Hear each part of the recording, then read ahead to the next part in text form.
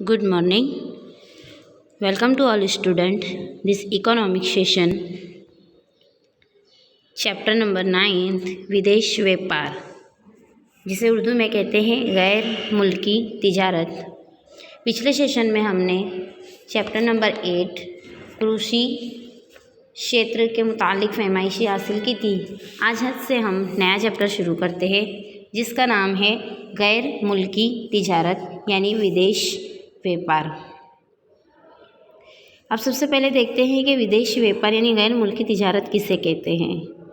तो एक मुल्क से दूसरे मुल्क में लेन देन होती है, व्यापार होता है, तिजारत करते हैं, उसे कहते हैं गैर मुल्की तिजारत। यानी कि हमारे घरों में जो कोरिया का रेफ्रिजरेटर होता है, जापान की टीवी, जर्मनी की कार, खेतों के अंदर अमेरिका के जो ट्रैक्टर होते हैं, मॉल के अंदर यूके के बूट, कपड़े वगैरह, यानी कि दूसरे मुल्क की पैदावार, दूसरे मुल्क के वसाइल हमारे मुल्क में इस्तेमाल होते हैं, या हमारे मुल्क की कोई भी पैदावार या कोई चीज़ दूसरे मुल्क में इस्तेमाल होती है और हम जो लेन देन करते हैं, व्यापार करते हैं दूसरे मुल्क से, तो वो कहलाता है गैर मुल्की तिजारत। यानी एक मुल्क से दूसरे मुल्क में तिजारत करना गैर मुल्की तिजारत कहलाता है।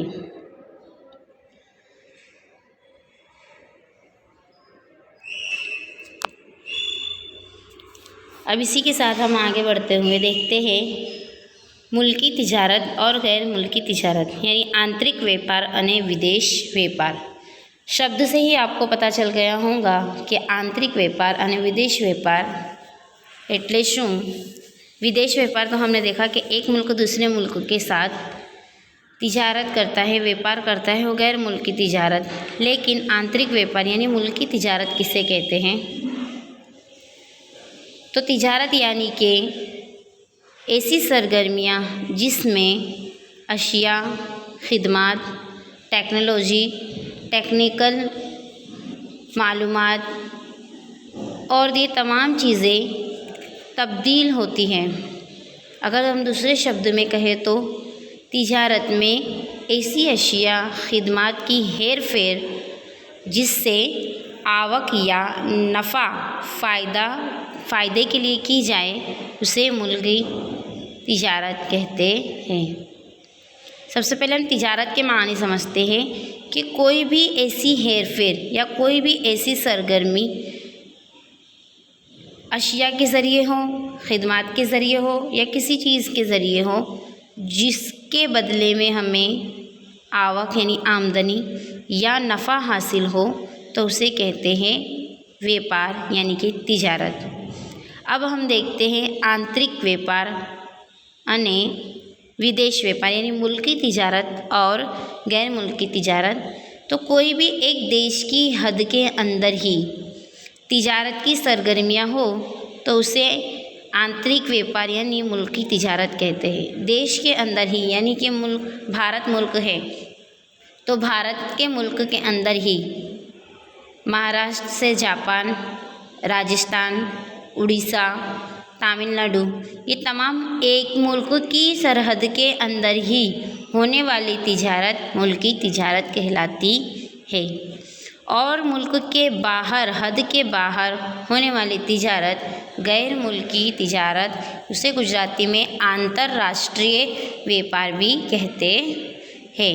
यानी मुल्क के अंदर हो वो मुल्की तिजारत, और एक मुल्क के बाहर दूसरे मुल्क के साथ तिजारत करते हैं, व्यापार करते हैं, वो गैर मुल्की तिजारत कहलाती है। अब हमें दूसरे मुल्कों से तिजारत करने की क्या ज़रूरत पड़ती है? कौन से ऐसी वजूहात है जिसकी वजह से हम गैर मुल्की तिजारत करते हैं?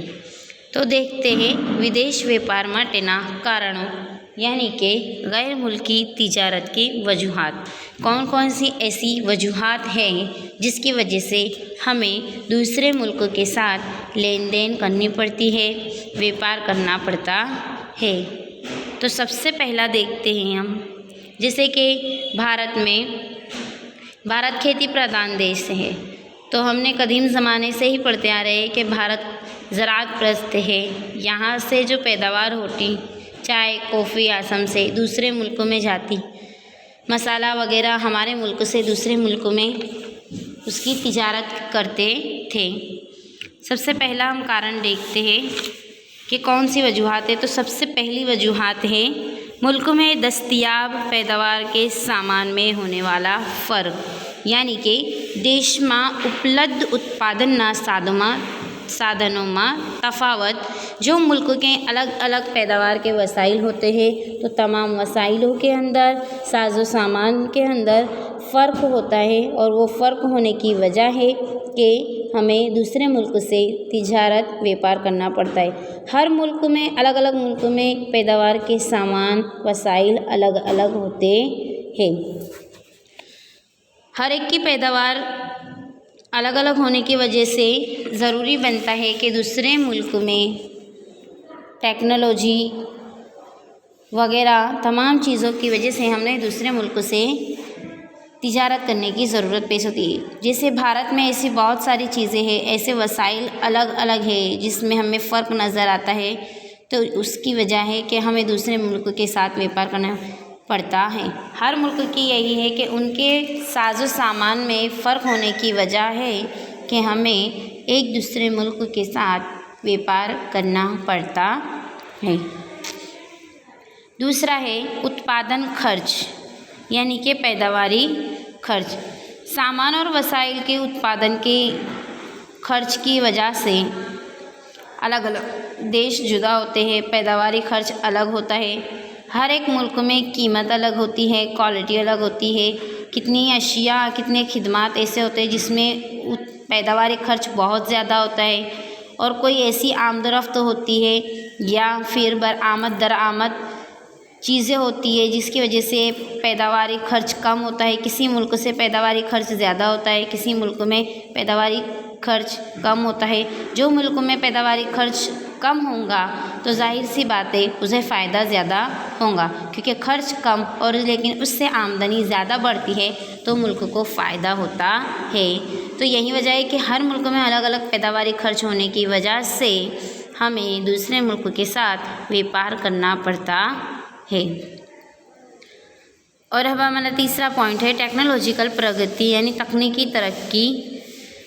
तो हर एक देश के अंदर यकसा तनासुब में तरक्की नहीं होती। टेक्नोलॉजिकल तरक्की हर एक मुल्क में तरक्की नहीं होती। जैसे कि हम जानते हैं कि हमारा भारत अमेरिका वगैरह मुल्कों से कितने साल टेक्निकल मामले में पीछे है। तो हर एक मुल्क के अंदर टेक्नोलॉजिकल तरक्की सेम नहीं होती।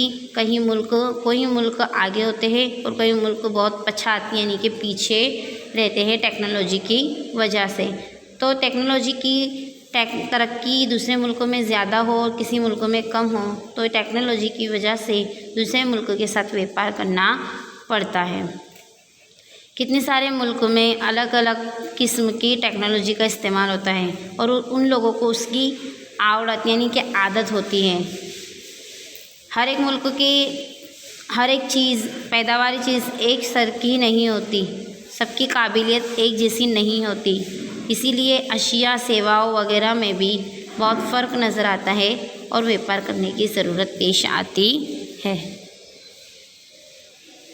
तीसरा है मज़दूरों की तकसीम और ख़ासियत, मेहनत की तकसीम और ख़ासियत, श्रम विभाजन अन्य विशिष्टीकरण।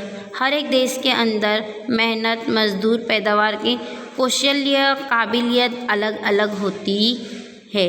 किसके अंदर बहुत ज़्यादा शक्ति मज़दूर मेहनती होते हैं, किसी मुल्क में मेहनती नहीं होते। सबकी अपनी अपनी आवड़त आदतें अलग अलग होती है।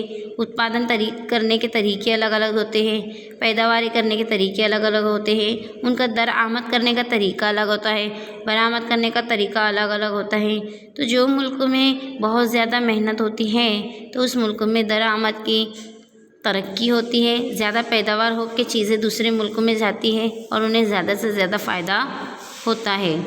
तो इस 4 कारण हैं जो विदेश व्यापार यानी गैर मुल्की तिजारत करने के लिए ज़िम्मेदार होते हैं। इन 4 कारणों की वजह है कि एक मुल्क दूसरे मुल्क के साथ तिजारत करता है, व्यापार करता है और अपने ताल्लुकात को कायम रखता है। हमें 4 कारण याद रखने। विदेश व्यापार उपलब्ध उत्पादन साधनों में तफावत यानी मुल्क के अंदर दस्तियाब पैदावारी वसाइल के अंदर फ़र्क, उत्पादन खर्च, टेक्नोलॉजिकल प्रगति अने श्रम विभाजन अने विशिष्टीकरण, ये 4 कारण हमें याद रखने हैं।